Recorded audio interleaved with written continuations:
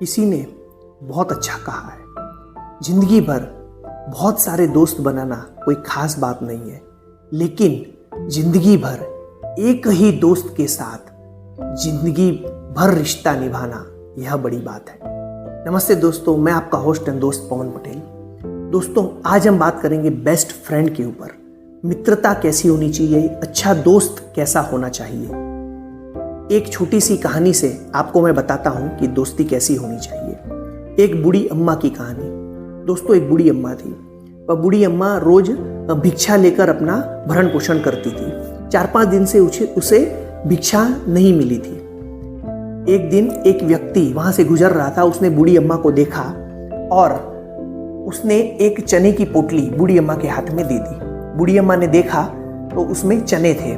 बूढ़ी अम्मा श्री कृष्ण की परम भक्त थी, इसीलिए अम्मा ने कहा कि अब तो रात होने आई है, कल सवेरे मैं इसका भगवान को भोग लगाकर उसके बाद इस चने का सेवन करूंगी। बूढ़ी अम्मा ने घर जाकर वह पोटली को एक जगह टंगा दिया और विश्राम करने चली गई। उसी रात उसी बूढ़ी अम्मा के यहाँ 2 चोर घुस आए। चोरों ने देखा तो उसे कुछ नहीं मिला। जाते जाते उन्हें वह पोटली दिखाई दी। चोरों ने सोचा कि इस पोटली में गहने होंगे, तो उन्होंने वह पोटली को चुरा लिया। भागते भागते चोरों को ऐसा लगा कि कोई उनका पीछा कर रहा है, तो वह इधर उधर भागने लगे। भागते भागते वह चोर रात में संदीपन ऋषि के आश्रम में पहुंच गए। जी हाँ दोस्तों, वही आश्रम जहां श्री कृष्ण और सुदामा पढ़ रहे थे। उतने में आश्रम की एक गुरु माता थी। उनकी नींद खुल गई। उन्हें लगा कि कोई आया है आश्रम में।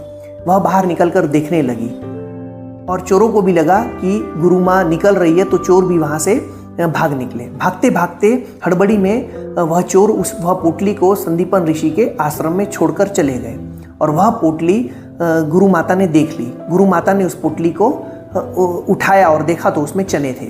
दूसरी ओर वह बूढ़ी अम्मा सवेरे उठी और उसने वह चने की पोटली देखी तो वह गायब थी। बूढ़ी अम्मा ने श्राप दिया। बूढ़ी अम्मा को बहुत गुस्सा आया और उसने श्राप दिया कि वह चने जो कोई भी खाएगा वह जिंदगी भर दरिद्र रहेगा। इधर दोस्तों, गुरु माता ने वह पोटली श्री कृष्ण और सुदामा जब जंगल लकड़ी लेने जा रहे थे तो सुदामा के हाथ में दी और कहा कि दोपहर को दोनों भाई इसे मिल बांटकर खा लेना। दोस्तों, सुदामा परम विद्वान थे, परम ज्ञानी थे। उन्हें इस बात का पता लग गया कि यह चने जो है वह श्रापित है। वह बूढ़ी अम्मा ने चने को श्राप दिया है कि जो भी इस चने को खाएगा वह जिंदगी भर दरिद्र हो जाएगा। और गुरु माता ने आदेश दिया है कि यह चने को आपस में बांट लेना। अगर श्री कृष्ण ने यह चने खाए तो वह दरिद्र हो जाएंगे, जिंदगी भर दरिद्र हो जाएंगे, और अगर वह दरिद्र हो गए तो तीनों लोक भी दरिद्र हो जाएंगे। इसीलिए चुपचाप उस चनों को सुदामा ने खा लिया और सुदामा इसीलिए जिंदगी भर दरिद्र रहे।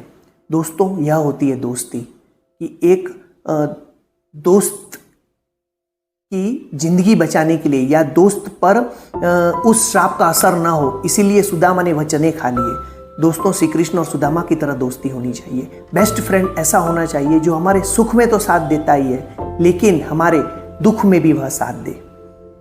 बहुत सारे आपके दोस्त होंगे दोस्तों, ऐसे दोस्तों की लिस्ट बनाइए और उस दोस्त में एक ऐसा दोस्त छांटिए जो आपके सुख में साथ देता है लेकिन आपके दुख में भी साथ देता है। आप जब भी दुखी हो तो वह दोस्त आकर आपको हंसाए और आपके माइंड से वह बात को बाहर निकाले और आपको पहले की तरह हंसता हुआ कर दे। ऐसी दोस्ती होनी चाहिए। वह दोस्त आलोचक भी होना चाहिए। जहाँ आपकी गलती हो वह दोस्त आकर आपको कहे कि नहीं, यहाँ पर मैं गलत हूँ। ऐसे बहुत सारे दोस्त होते हैं दोस्तों, लेकिन एक ही दोस्ती, एक जो बेस्ट फ्रेंड रहता है वो आपकी ज़िंदगी बदल लेता है। और दोस्तों, सबके जीवन में बेस्ट फ्रेंड होना बहुत ज़रूरी है। इसीलिए अगर आपका बेस्ट फ्रेंड नहीं है तो दोस्तों की लिस्ट में से एक ऐसा दोस्त छांटिए और ऐसा दोस्त को बेस्ट फ्रेंड बनाइए और खुद भी दूसरों के बेस्ट फ्रेंड बनिए। तो दोस्तों, ऊपर वाले के आशीर्वाद के साथ और परमपिता परमेश्वर के प्यार के साथ आप सभी का खूब खूब धन्यवाद कि आपने यह कहानी सुनी। और अगर आपको यह कहानी अच्छी लगी हो तो इसे ज़रूर आप फॉरवर्ड कीजिए, और अगर मेरा चैनल फॉलो ना किया हो तो यह चैनल भी फॉलो कीजिए। Be positive, no negative.